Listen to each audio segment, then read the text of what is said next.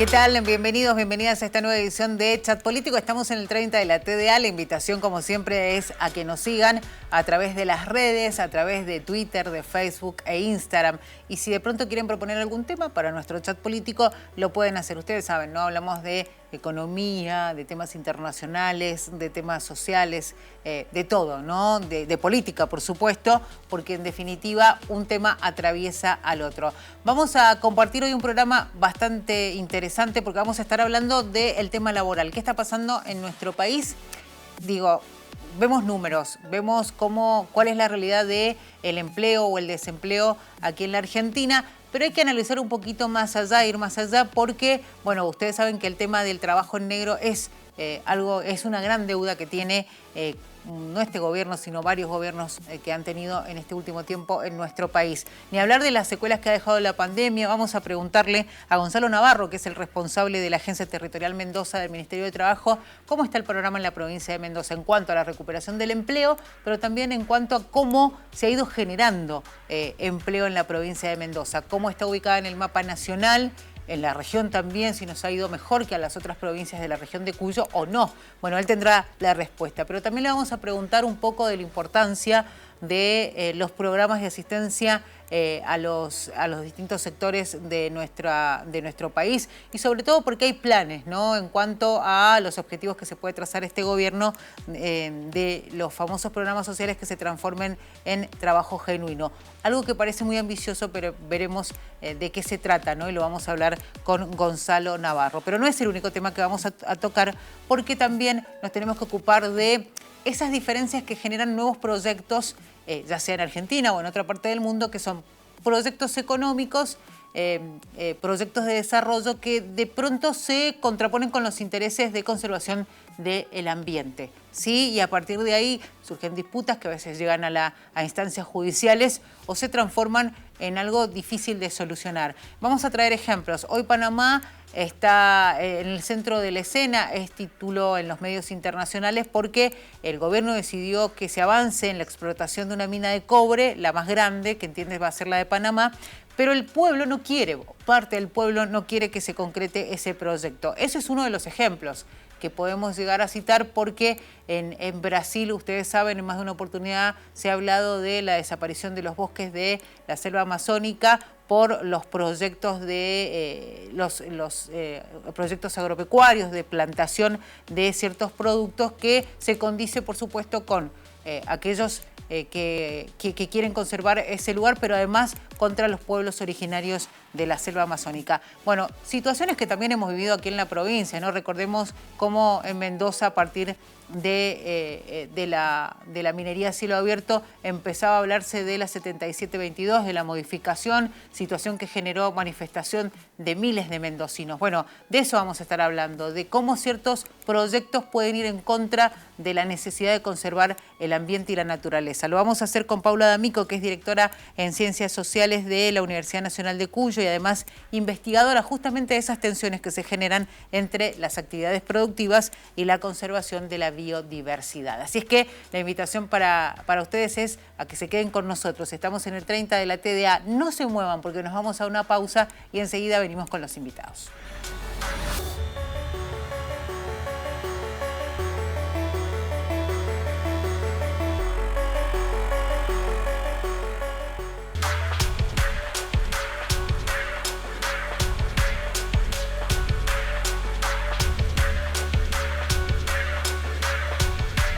Bueno, aquí estamos en Chat Político, ustedes saben, 30 de la TDA, 22 de Supercanal HD. La invitación siempre es a través de nuestro sitio web www.unidiversidad.com.ar y también a través de nuestro canal de YouTube, porque aquellas notas que inspiran la necesidad de volver a verlas, ustedes saben que las pueden encontrar en nuestra plataforma. Dijimos que íbamos a hablar de la situación de el empleo, del trabajo en la República Argentina. Bueno, siempre cada vez que se pueden se comparten informes que hablan de este tema y en más de una oportunidad, bueno, se dan detalles, ¿no?, de cómo está la situación laboral, sobre todo, digo, porque también se hacen registros de si estamos buscando un segundo empleo, cómo está la situación del empleo en blanco, y la de empleo en negro en nuestro país. Temas que son muy interesantes. Los vamos a hablar con Gonzalo Navarro, que es responsable de la Agencia Territorial Mendoza del Ministerio de Trabajo. Gonzalo, ¿qué tal? Bienvenido. Hola, ¿qué tal? ¿Cómo andan? Muy bien. Bueno, te tenemos acá y bueno, vamos a aprovechar esta oportunidad para hablar un poco de cuál es la situación que ustedes perciben tiene la provincia de Mendoza. Digo, más allá de, obviamente, los datos que son importantes, tenemos un instituto de estadísticas y censos que nos da la posibilidad de conocer a algunos datos y también las consultoras, ¿no?, que se dedican a esto. Incluso la UCA a veces toca temas muy sensibles, sociales, que también nos da un panorama. ¿Cómo está el tema laboral? Digo, también haciendo una especie de comparación con otras provincias o con la misma región.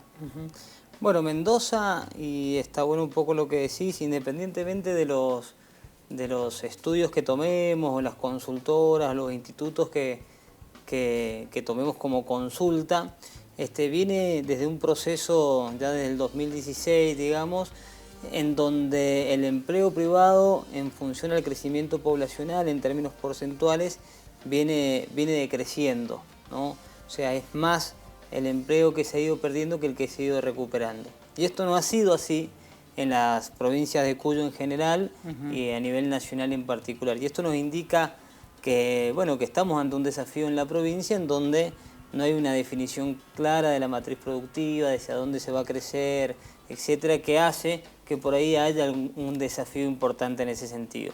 A pesar de eso, que es tendencial, digamos que sin duda que el contexto de pandemia y la crisis sanitaria lo que hizo fue profundizar la tendencia, hoy podemos decir que ya hemos llegado a los niveles de empleo previo a la pandemia. Incluso en algunos casos y en algunas provincias eso se ha superado. Eso es una buena noticia.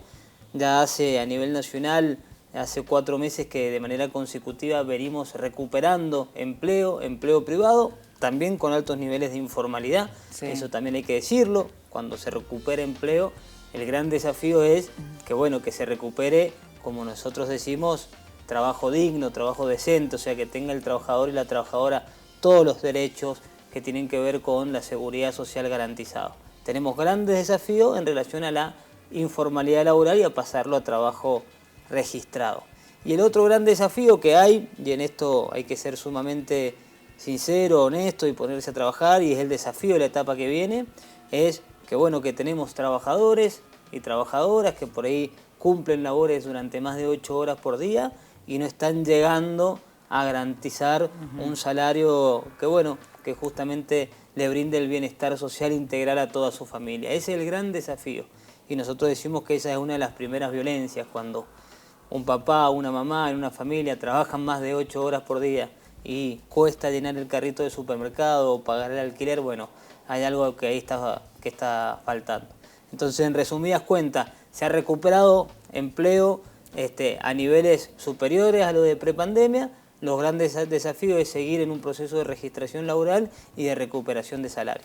Esos datos son positivos, ¿no? Está claro, digo, esto de la recuperación laboral, teniendo como parámetro eso que sucedió durante la pandemia, que se metió una crisis en todos los sectores, porque se perdieron muchos empleos, porque esa situación que se dio de obligarnos a quedarnos en casa generó también después una realidad bastante complicada, que hubo sectores que les costó muchísimo recuperarse. Bueno, incluso en esos momentos la OIT hablaba mucho de la pérdida del empleo y sobre todo para las mujeres, que son las que más tardaron en recuperar tal vez ese ingreso. Pero bueno, también los datos indican que cuando se habla de crecimiento laboral crece el trabajo en negro. ¿Por qué pasa esto mucho en nuestro país? Cuando hablas con los que deben generar el empleo te dicen, bueno, porque el costo de un empleado es muy elevado para un empleador y bueno, se amparan en eso. Hablan siempre del tema impositivo y otras cosas y otras cargas, las cargas benditas, que ellos entienden que son caras.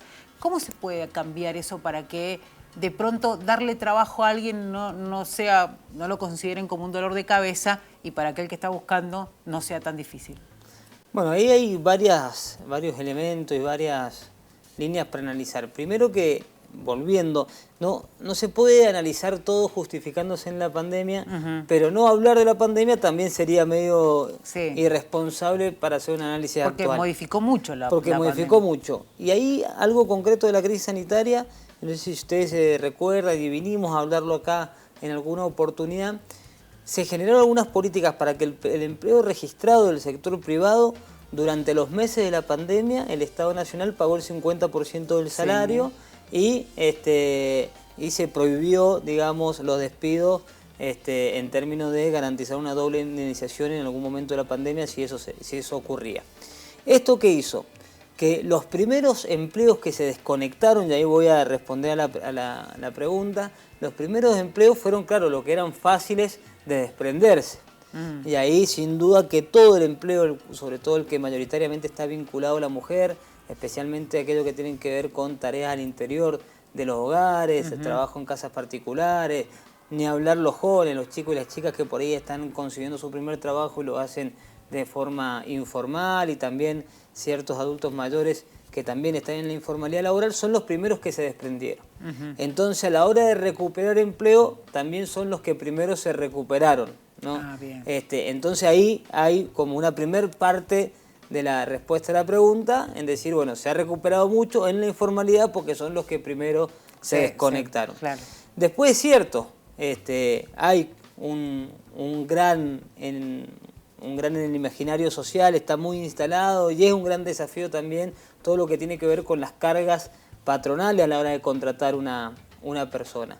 En eso hay un conjunto de programas que nosotros gestionamos del Ministerio, y la verdad que estamos muy entusiasmados. Este mes fue récord en la cantidad de inscriptos, en donde hay iniciativas para que el empleador, a la hora de contratar personal que en su momento se quedó sin trabajo, durante 12 meses nosotros garantizamos la reducción del 100% de los aportes patronales y una ayuda de pago de salario.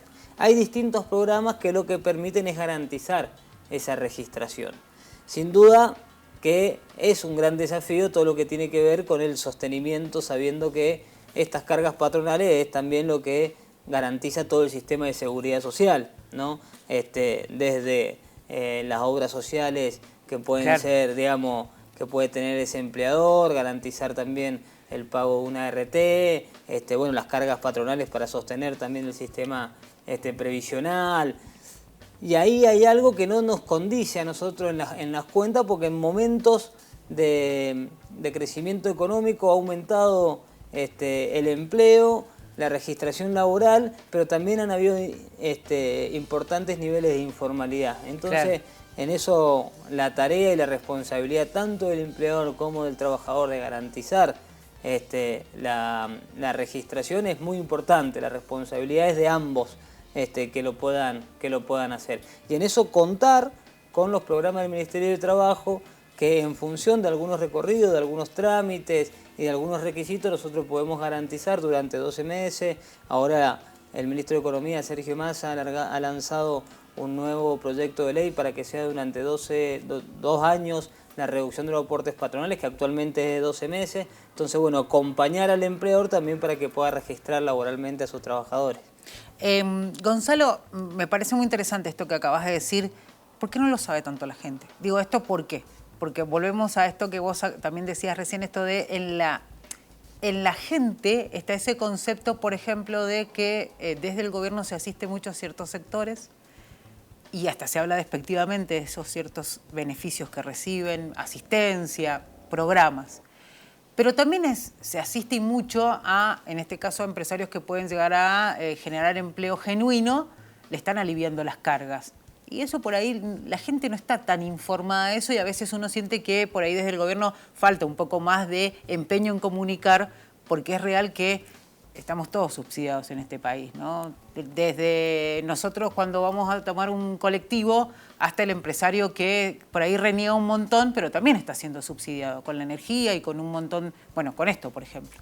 Sí, te agradezco la pregunta, y por ahí como autocrítica, para empezar con la autocrítica, bueno, puede ser que en términos comunicacionales nos falte mucho. Yo por ahí, cada tanto, durante el mes, 1, 2, 3 veces salgo en algún canal de televisión, en algún diario. Puede ser que nuestra palabra también esté un poco devaluada. No, pero digo, entonces, campañas nacionales, que la gente por ahí entienda un poco más exactamente, eso, ¿no? Y nosotros hemos hecho difusión al Consejo de Ciencia Económica, a las cámaras empresariales, etcétera, y la verdad que ha ido traccionando positivamente, pero sin duda que falta. Nos damos cuenta que por ahí cuando vamos a algunos lugares nos preguntamos cómo puede ser que no se sepa. Creemos que ahí falta una campaña comunicacional fuerte, probablemente ante el bombardeo de información muchas veces no se ve.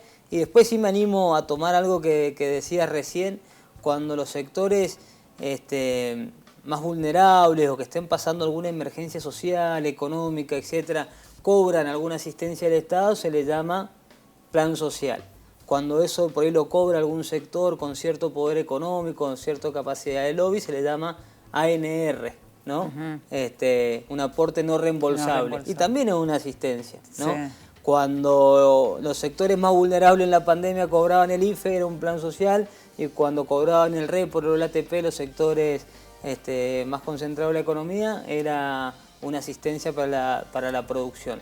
Digo, eso también muchas veces hace que estigmaticemos ciertos sectores. Tal cual. Y ahí me parece que es importante decir, aquella persona que cobra una asistencia del Estado es porque está en un contexto de emergencia social, porque está en un proceso de transitoriedad para pasar a otra instancia, y el Estado tiene que acompañar eso. Acompaña por ahí con salud, con educación y muchas veces también con un ingreso familiar en situaciones en donde, y mayormente son casos como estos, en donde mujeres por ahí están a cargo de su casa, de su vivienda, de su familia, y por ahí no llegan a garantizar los mínimos para su familia.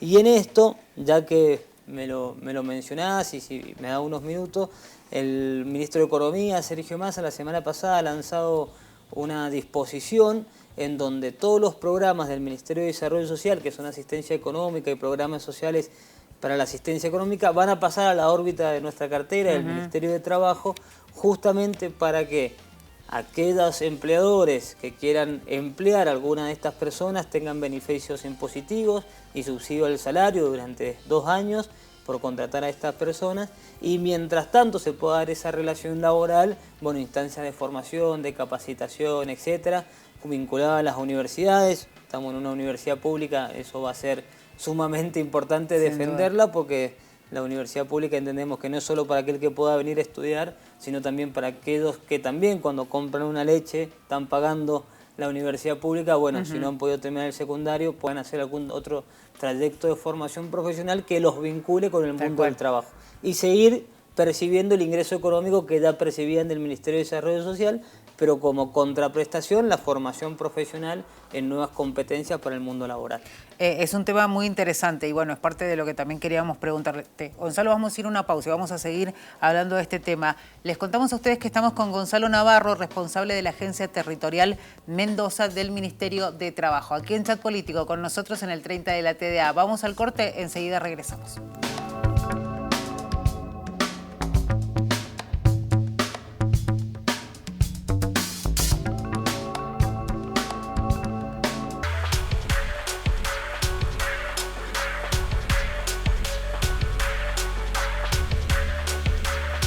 Bueno, aquí estamos en el 30 de la TDA. Recuerden, si quieren tomar contacto con nosotros, redes sociales. Estamos en Twitter, en Facebook, también en Instagram. Señal UTV para Twitter o X, como quieran.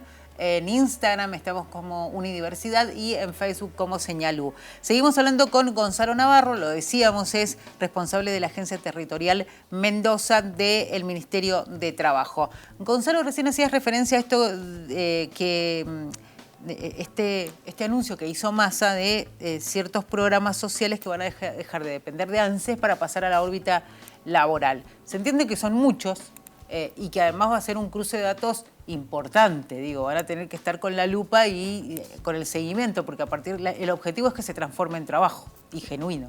Exactamente. Bueno, hay una aclaración, actualmente están vinculados al Ministerio de Desarrollo Social. Sí. ANSES lo que permite es el entrecruzamiento de información en relación a las compatibilidades, y la decisión de Sergio Massa ha sido que pase Desarrollo Social al Ministerio de Trabajo, básicamente por la institucionalidad que tiene el Ministerio de Trabajo, la capilaridad territorial. Nosotros tenemos una vinculación con la totalidad de las oficinas de empleo municipales que están adheridas a nuestros programas, o sea, gestionan nuestros programas y nuestro financiamiento, y eso a nosotros nos permite un control cruzado con las oficinas de empleo municipales de distintos colores políticos, porque en Mendoza trabajamos. Hay 18 municipios, pero hay 17 que las tienen vinculadas al Ministerio de Trabajo y un municipio que no. Trabajamos con todos en los financiamientos, en la gestión, y la verdad que funciona muy bien, independientemente del color político, lo vuelvo a decir, y eso nos permite 2 cosas. En primer lugar, la proximidad. de esta persona que por ahí está en un programa social, que por distintas trayectorias llegó a percibirlo en el ámbito del Ministerio de Desarrollo Social, bueno, que se pueda vincular con la institucionalidad más próxima, que es el municipio, que son las oficinas de empleo territoriales, municipales. Y con nuestro financiamiento y la oferta que nosotros tenemos tanto en 3 programas básicamente, uno que es de formación profesional, sí, que lo desarrollamos con universidades, la fundación de esta universidad en algún momento ha participado, con sindicatos, con institutos de educación superior, etcétera. Por otro lado, lo que llamamos entrenamiento para el trabajo, que es el aprendizaje situado en una empresa, un aprendizaje en contexto. Y lo otro, la inserción laboral, que es cuando el empleador ya quiere contratar a esta persona y ya la registra. Esas 3 instancias las gestionamos nosotros junto con la Oficina de Empleo Municipales, y lo que nos permite, porque lo tenemos aceitado junto con un cuerpo de supervisores de cada tarea, es el control.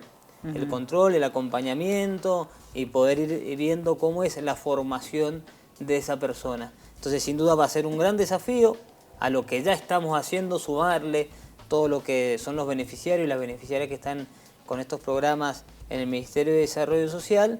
Y bueno, y estamos muy entusiasmados porque bueno, eso también nos desafía más en poder garantizar más ofertas sobre todo de formación profesional que estén vinculadas a las nuevas demandas laborales. Yo siempre digo, y en esto me parece que es importante comentarlo acá en un canal de la universidad, en algún momento me tocó ver en la zona de Guaymallén, del Cinturón Verde, a un chico, 2 chicos ya de 40 años aproximadamente, en un lado de la finca haciendo las labores de pulverización con un dron y otro con la mochila esa que se hace. Sí. Y bueno, ahí hay una brecha de formación y de acceso a la tecnología muy importante. Claro. Y probablemente necesitamos trayectos de formación más cortos, aplicados, que comprendan las trayectorias de estas personas que por ahí hacen changa mientras también están estudiando. Entonces, bueno, ese va a ser el desafío para la etapa que viene y para que verdaderamente esos programas pasen de sostener la emergencia social al empleo genuino. Gonzalo, vos hacías referencia de que en el caso de la provincia de Mendoza se logró esto de, bueno, se recuperó el empleo prepandemia, el nivel de empleo prepandemia, pero no hay un crecimiento como sí puede darse en otras provincias. ¿Y por qué digo esto? Porque va a ser un desafío también. Cuando se habla de que no hay generación de empleo, tiene que ver con que inmediatamente uno relaciona al gobierno. Digo, a veces la chicana política es un gobierno provincial le echa la culpa al nacional o al revés, pero en realidad tiene que ver con las empresas que tienen que generar el empleo, ¿no? El empleo privado, que es fundamental. Y si no hay generación de empleo, difícilmente eso que es un proyecto hoy de masa, de que esa asistencia pase a ser un trabajo concreto en un tiempo prudencial, digo, también es un desafío. Digo, son varias las aristas que se van a estar mezclando en esto. Sin duda, son muchas y no depende solamente de la voluntad del Estado, nacional, del provincial, del municipal, también depende de bueno, que hayan expectativas para querer aumentar volúmenes de producción en nuestra provincia, y eso, bueno, sin duda, ahí sí el Estado tiene un rol en garantizar cierta credibilidad y cierta certidumbre. Por ejemplo, nosotros ahora estamos con YPF haciendo 10 entrenamientos para el trabajo para personas con discapacidad. Bueno, es una decisión de la empresa y de su cuerpo ejecutivo decir, bueno, queremos avanzar con esta política. Ahora, también necesitamos nosotros garantizar los resortes para eso. ¿Por qué Mendoza no ha recuperado empleo como otras provincias, como pueden ser la de la región Cuyo? Bueno, se ha subejecutado el presupuesto de obras públicas. Y bueno, uno sabe que cuando hay obra pública, no solo es la persona que está trabajando y poniendo el cemento, sino que tracciona toda la industria. Exacto, sí. Bueno, entonces eso es importante también pensar en la etapa que viene. Es todo, el esfuerzo que puede hacer el Estado, el esfuerzo que puede hacer el sector privado y los distintos niveles del Estado, tanto el nacional, el provincial como el municipal. Sin duda es un tema muy, muy amplio, el tema de la generación de empleo, digo, pensándolo un poco ya más local en nuestra provincia. Vos bien hacías referencia al tema de la diversificación de la matriz productiva, algo de lo que se viene hablando, digo, los políticos lo hablan, pero a veces da la sensación de que está complicado el tema. Vos hacías referencia al tema de la pandemia, y la pandemia también generó esto del trabajo desde casa.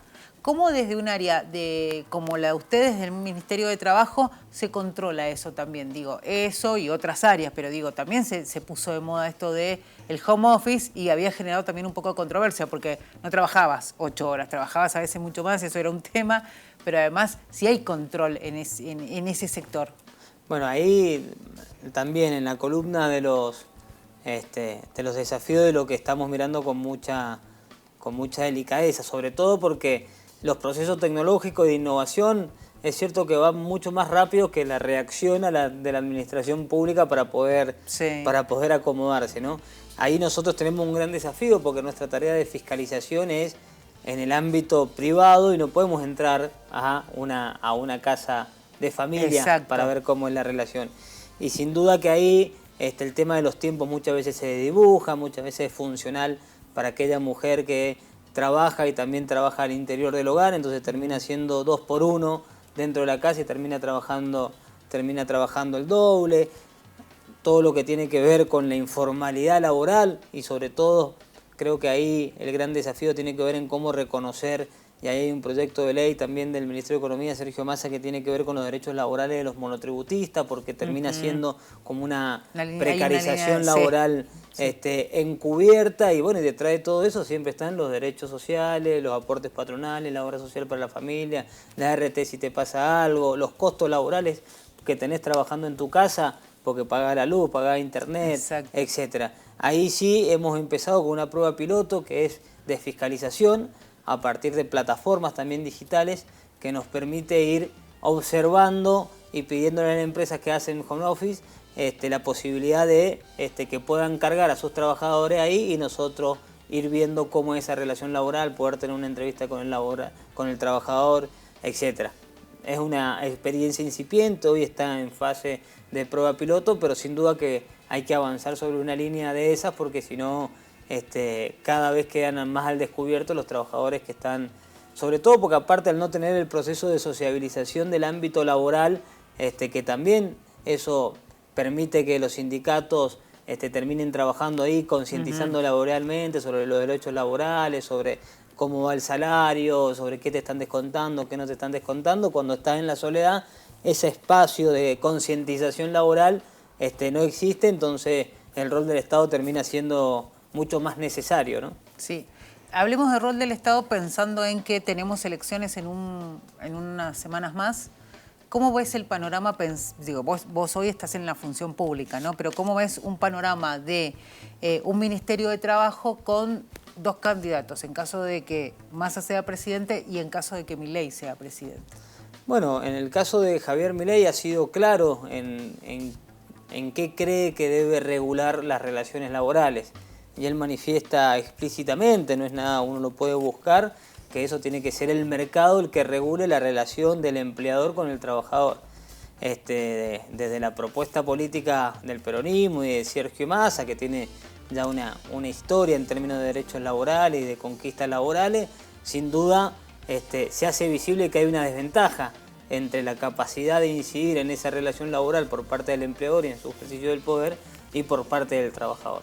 Ahí entendemos que los sindicatos, los convenios colectivos de trabajo, la negociación tripartita que pueda estar el Estado, la empresa y los trabajadores negociando en relación al salario, sin duda que hay 2 proyectos de país totalmente diferentes, pero no solo en lo que tiene que ver con el trabajador en tanto quien está en una relación laboral protegido por normas y leyes y garantías sociales, sino en todo lo que puede acceder también el trabajador.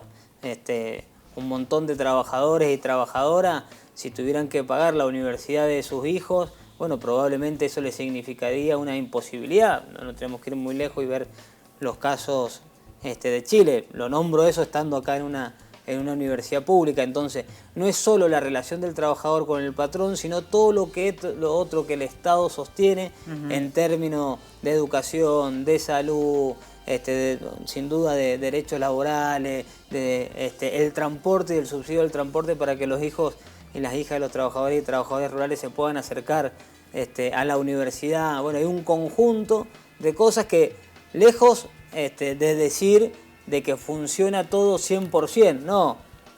la etapa que viene probablemente es mejorar la calidad de cada uno de esas prestaciones y esos derechos que garantiza el Estado.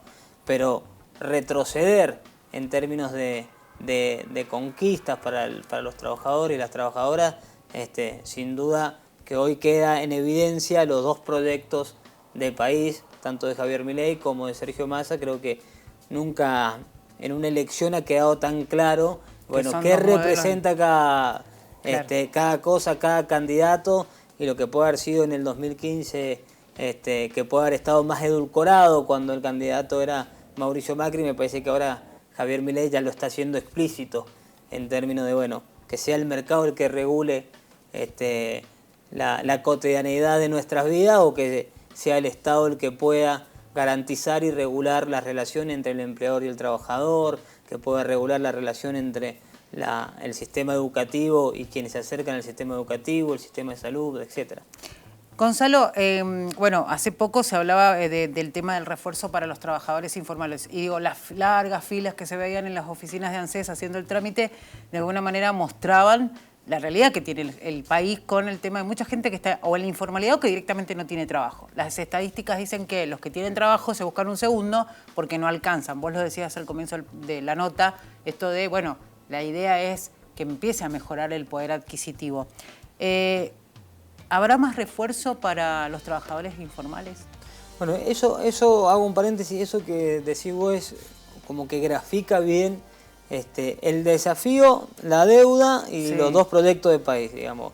Aquel que está en una situación de registración laboral, sin duda que el salario en relación a la inflación ha quedado, pero sí han habido actualizaciones por convenio colectivo de trabajo que intentan llegar a lo que ha sido el sistema inflacionario. Hay algunos que quedan afuera, eso está claro. Ahora, el que está en la informalidad laboral ni siquiera tiene esa posibilidad de negociación, ¿no?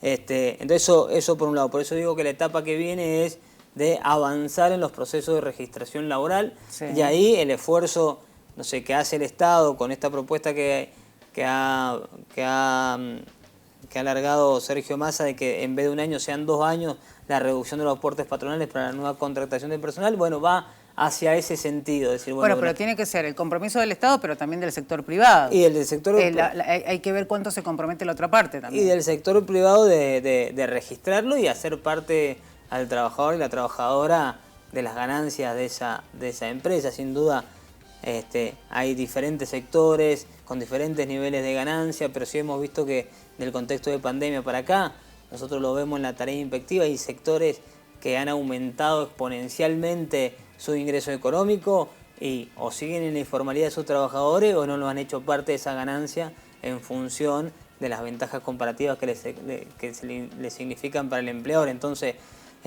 por ahí no está bueno generalizar, sí por ahí ver que hay situaciones en donde vemos que hay margen para registrar, para hacer parte al trabajador y la trabajadora también de aquellas ventajas que puede estar teniendo algunos empleadores. Gonzalo, me queda nada, pero no quiero dejar de hacer mención a esto. ¿Qué nos falta como país para tener una mejor regulación de eso? Digo, porque en Europa, la otra vez veíamos una nota que hablaba de, bueno, en Europa las empresas están ganando más de lo que deberían. La defensa del consumidor, los organismos se daban cuenta de esto, denuncia de por medio, bueno, vamos a controlar porque evidentemente o están aumentando de más los precios o están ganando más plata y no están haciendo una distribución como corresponde. ¿Qué pasos tenemos que dar para llegar a un nivel a ejercer la presión que corresponde sin que nadie se sienta mal? Digo, exigirle a aquel que ganó un montón que tiene que repartir mejor. Bueno, primero es cierto que ha habido un avance muy despectivo sobre todo lo que ha sido el movimiento obrero, los sindicatos, etcétera, y poder legitimarlos, poder darle fuerza, poder acompañarlos en sus procesos de negociación colectiva, para nosotros, por lo menos para nuestra fuerza política, que es el peronismo, eso es sumamente importante, el rol del movimiento obrero, el rol de los sindicatos, y que puedan garantizar no solo el proceso de registración, sino también el proceso de garantía de derechos sociales, laborales y ser parte de la ganancia del empleador. Y después, sin duda, todo lo que tiene que ver con los sistemas de control del Estado, nacional, municipales, provinciales, en lo que hace al defensa del consumidor, que tiene su órbita en el ámbito provincial. Bueno, hay una gran delegitimación sobre algunas instancias, algunas oficinas del Estado, no solo legitimarlas, sino ponerle recurso económico, dotarlas de autoridad, de transparencia, para que verdaderamente puedan cumplir el rol que corresponde. En este sentido, bueno, es sumamente importante. Gonzalo, muchísimas gracias por este rato con nosotros. Te invitaremos nuevamente más adelante para volver a hablar, porque nos parece muy importante tener además a alguien que representa al Ministerio de Trabajo de la Nación. Así es que muchísimas gracias. Bueno, muchas gracias a ustedes. Bueno, así pasaba Gonzalo Navarro, responsable de la Agencia Territorial Mendoza del Ministerio de Trabajo. Nos vamos a la pausa, enseguida regresamos.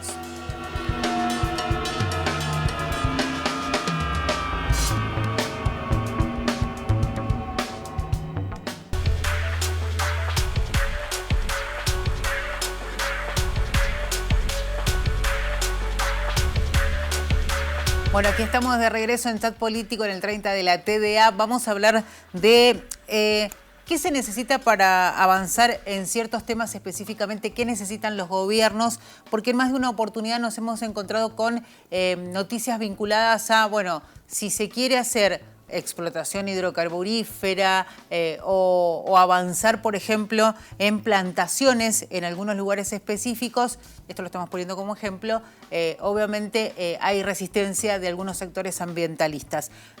No siempre sucede, pero bueno, con temas o con zonas muy puntuales, esto sí termina siendo un inconveniente y enfrenta distintos intereses. Vamos a hablar del tema, lo vamos a hacer con Paula D'Amico, que es doctora en Ciencias Sociales de la Universidad Nacional de Cuyo, investigadora sobre tensiones y disputas entre actividades productivas y conservación de la biodiversidad. Le vamos a dar la bienvenida. Paula, ¿cómo estás?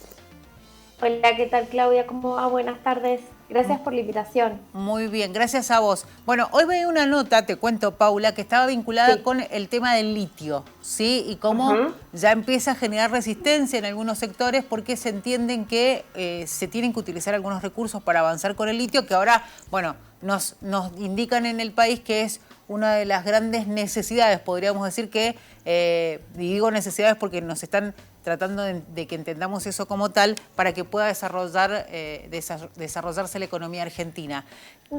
¿Qué debe pasar en esas situaciones o en esos proyectos que generan ese conflicto de intereses? Bueno, ¿qué debe pasar? Es una pregunta que yo te la puedo responder, me parece más ajustada responderla con ¿qué ha pasado hasta acá?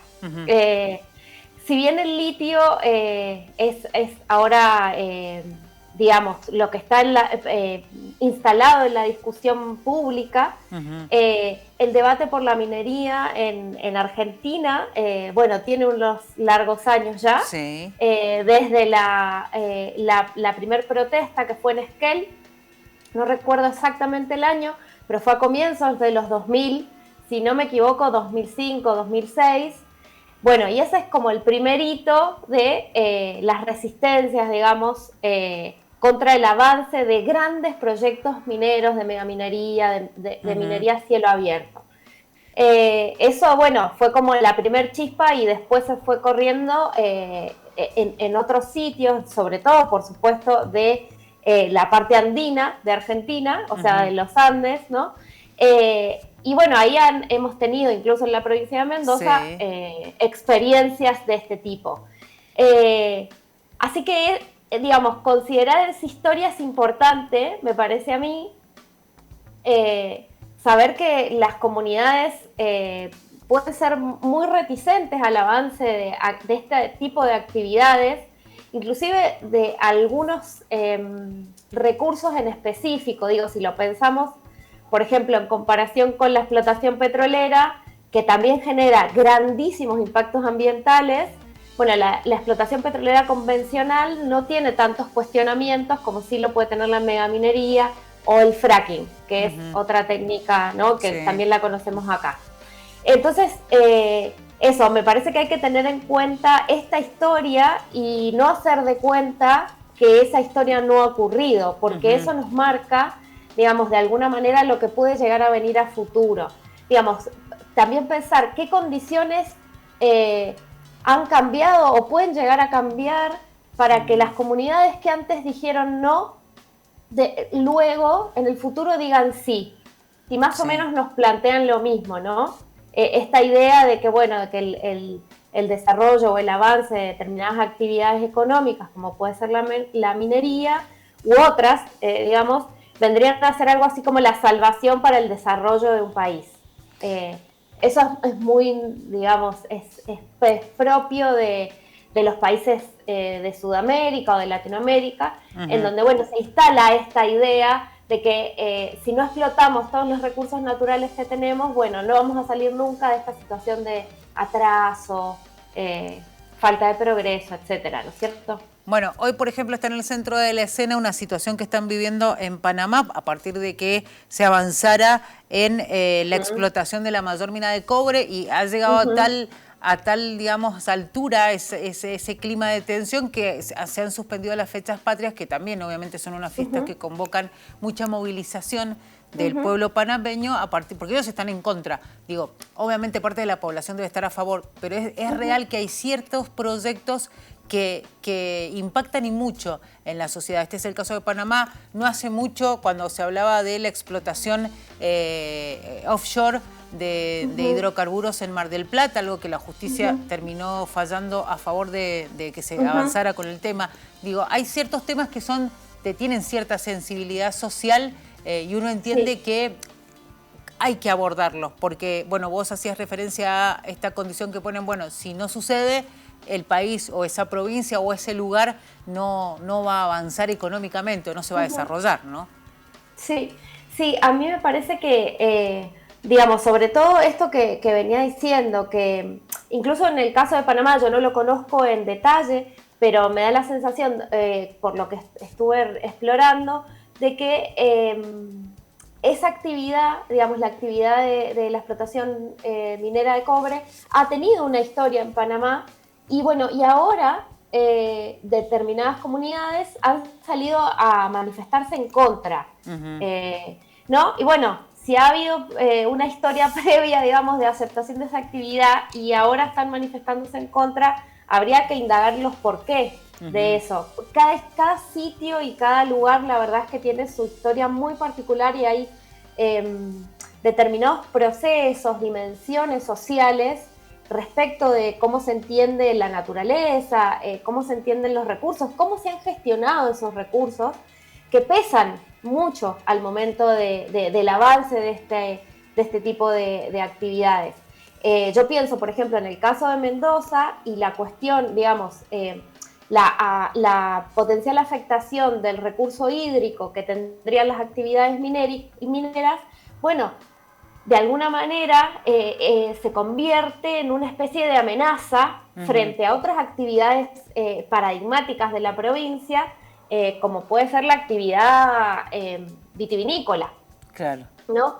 Y de hecho, bueno, justamente la movilización social que estuvo a la base del no a la mina en Mendoza incluyó o se compuso de sectores sociales muy heterogéneos, sectores sociales más conservadores, de una tradición, digamos, más conservadora para la provincia de Mendoza, como pueden ser los sectores vitivinícolas, y sectores sociales más, digamos, más vinculados a las demandas ambientales en sí mismos, ¿no? Sí. Eso también es como que hay que tenerlo en cuenta que en general las demandas actuales por un ambiente sano o, digamos, o por el cuidado del ambiente en términos muy generales o la protección de la biodiversidad, de la naturaleza en términos muy generales, eso supone una heterogeneidad social bien marcada y bueno, eso hace aún más complejo el fenómeno. Como fenómeno sociológico te puedo decir es bien complejo. Claro. Porque ahí los intereses pueden ser distintos, pero se aunan frente a esa amenaza más, no sé, esa amenaza común, aunque eso, responderían a distintas demandas, porque estos sectores sociales, al ser heterogéneos, distintos, diferentes, bueno, están demandando, en este caso, por ejemplo, agua por diversas razones, ¿no? El cuidado del agua por diversas razones. Así que, bueno, ese aspecto me parece que es importante tener en cuenta.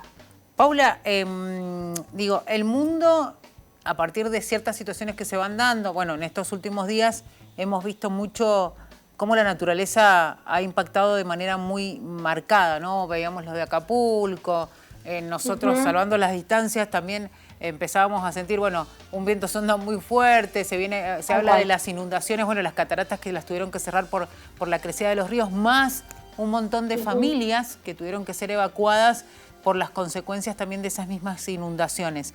Hay una situación que está mostrando el planeta que de alguna manera nos golpea en la cara y dice, bueno, esto está pasando y muchos entienden que es el cambio climático. A partir de esa toma de conciencia, la vamos a poner entre comillas, de algunos gobernantes, políticos, se empieza a trabajar en serio, porque más de una oportunidad se ha hablado de cumbres ambientales, climáticas, y todo queda en buenas intenciones. Vos como doctora en ciencias sociales, ¿vos ves algún cambio, y sobre todo en algunos sectores del mundo más que en otros? Mira, la cuestión ambiental, así como una problemática social, ya tiene muchos años, y es cierto lo que vos decís, de que, bueno, tenemos como toda una institucionalidad ambiental global, que está así, ¿no? Como... digamos, teñida de buenas intenciones. No, digamos, en sí mismo eso no está mal ni bien, solo que desde mi punto de vista, esa institucionalidad ambiental responde a determinados intereses económicos, que son los que están, de alguna manera, son los que dominan este sistema de relaciones sociales en el que estamos inmersos. Y bueno, de alguna forma es como incorporar la cuestión ambiental para que no sea un problema luego, digamos, ¿no? Claro.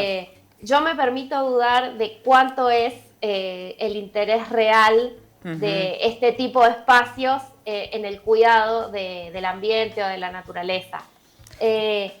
Sí. Paula, ahí me das pie para preguntarte, porque digo...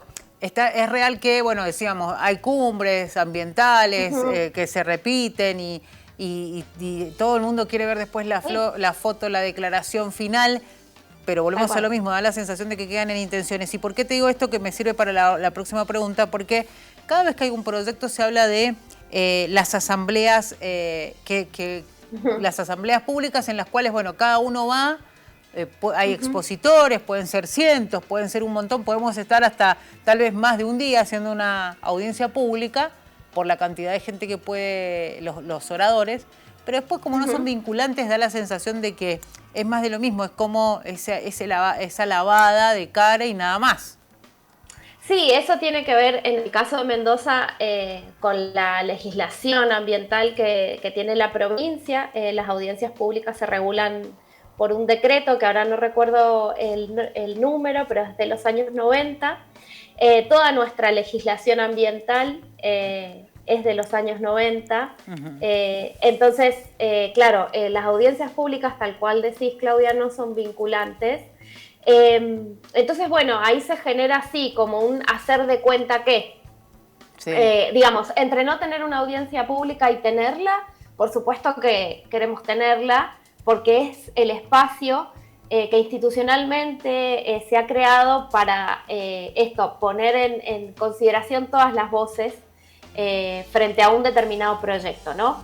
En algunos casos, si bien no son vinculantes, han tenido mucha, ¿cómo decirlo?, como difusión, lo que se ha debatido ahí. Entonces, bueno, si bien no son vinculantes, pues pueden generar como algún movimiento o algún ruido social que puede traer a colación otros efectos, digamos, más concretos, ¿no? Es cierto esto, de que por un lado va la institucionalidad y por otro lado corre lo que efectivamente ocurre después con los proyectos.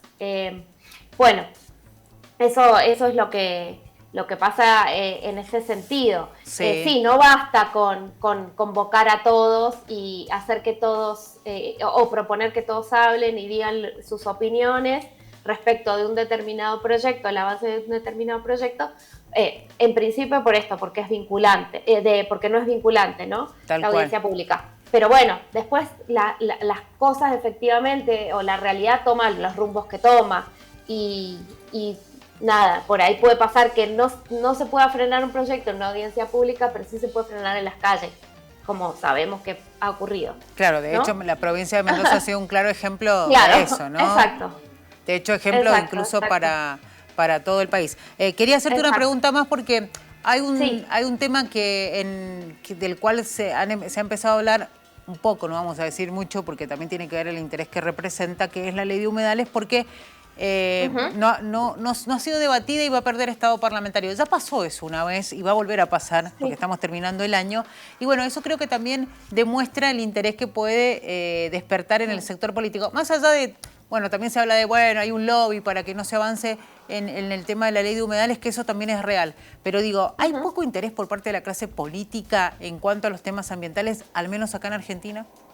Sí, a mí me daría toda la impresión de que sí, de que de a poco quizás en algunas figuras se va como asomando algún interés, también porque hay toda una movilización social y todos estos eventos que estamos viviendo que en la cara nos están diciendo o haciendo saber que, bueno, que esta forma de organizarnos socialmente y de vincularnos con la naturaleza socialmente tiene efectos muy severos. Tal cual. Para la naturaleza, para todos los seres vivos que habitamos esta tierra, digamos, humanos y no humanos. Entonces, sí, en principio la clase política, también es difícil hablar como de la clase política, como si todos fueran iguales, pero bueno, ciertamente pareciera que los temas ambientales no son su prioridad. Una prioridad. Tienen un lugar que antes no tenían y hemos conseguido cosas que no teníamos. No sé, pienso en la ley de glaciares, por ejemplo. Tal cual, sí. Fue muy difícil y se consiguió y se sancionó. Pero bueno, sí, en definitiva son procesos sociales estos y todas estas discusiones y llevan su tiempo. A mí me parece que estamos en un punto en el que cada vez va a ser más difícil hacernos los distraídos respecto de estos temas y la clase política tendrá que ir poniéndose a tono porque si no esas demandas van a seguir surgiendo y quizás sean cada vez más movilizantes y convoquen a más gente y a gente que no convocaban y empiezan a convocar. Y no necesariamente tienen que ser con el rótulo de lo ambiental, sino que pueden ser demandas que no necesariamente vengan con esa etiqueta, pero que sí se plieguen o que se sumen a esas movilizaciones o a esas demandas, en términos generales. Tal cual, porque uno entiende que puede llegar a terminar en una demanda social, si lo queremos sacar de lado el tema ambiental, porque a partir de ciertas situaciones que se pueden dar, por ejemplo, se me ocurre un humedal que se desaparece y toda la vida de muchas familias que suceden o se dan alrededor de ese humedal. Si desaparece, se trasladan. Digo, hay una cuestión hasta social que va más económica, social, son un montón de vetas las que toma por ahí la desaparición de un bosque o un humedal, se me ocurre pensar, digo, va mucho más allá que lo estrictamente ambiental. Paula, ha sido un placer hablar con vos. Bueno, realmente queríamos tener la posibilidad de hacer este análisis en temas en los cuales, hay que decirlo, Paula, hoy no estamos, vos también lo decías, ¿no? No se están ocupando tanto, porque a veces da la sensación que lo económico nos quita el foco en otros temas que no dejan de ser importantes, ¿no? Tal cual, así es. Sí, nadie niega las urgencias que tiene este país respecto de las condiciones sociales de un gran porcentaje de la población de Argentina, pero bueno, lo otro también es muy importante y también se nos va la vida en eso. Y es urgente, tal cual. Paula, te mando un abrazo grande, muchísimas gracias. Bueno, muchísimas gracias. Adiós. Hasta luego. Paula D'Amico, doctora en Ciencias Sociales por la Universidad Nacional de Cuyo, investigadora sobre las tensiones, disputas entre actividades productivas y conservación de la biodiversidad, hablando con nosotros aquí en Chat Político. Realmente un programa muy lindo el de hoy. Si quieren volver a verlo, ya saben, pueden ingresar a nuestra plataforma de YouTube, es Unidiversidad, recuerden, o también lo pueden hacer en www.unidiversidad.com.ar. Nosotros nos tenemos que despedir, les deseamos a ustedes que sigan en la buena compañía de Señal U, los invitamos a eso y por supuesto será hasta la próxima cita de Chat Político. Muchas gracias.